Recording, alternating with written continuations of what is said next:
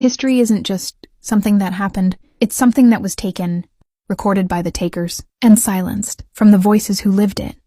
This is how America was stolen. After land was taken, people confined, and culture attacked, the system claimed it had found a solution that sounded generous. Episode 31 begins when the government introduced a new idea, private ownership, and presented it as progress. They said Native people would finally own land. What they didn't say was how much would be lost.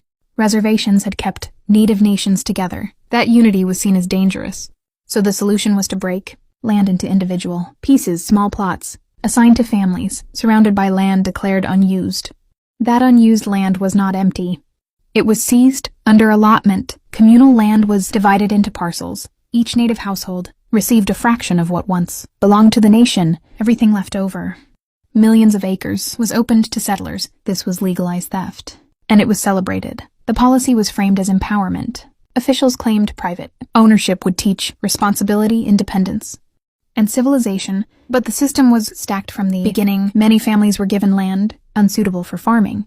Others received land without resources, tools, or support. Taxes were imposed on people who had never lived under such systems before.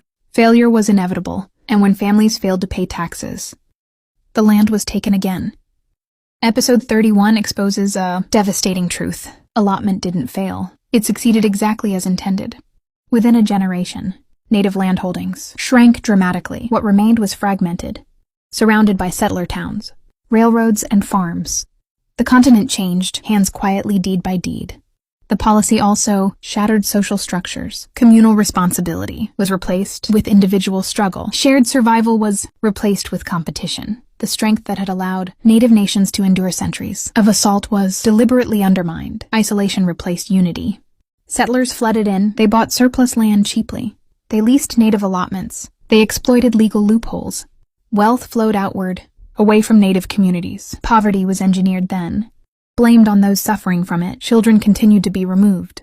Education programs expanded, ensuring the next generation would grow up disconnected from land, language, and tradition. Trauma deepened. Identity fractured, and yet survival continued. Episode 31 reminds us of something essential. The theft of America didn't end with conquest. It continued through paperwork.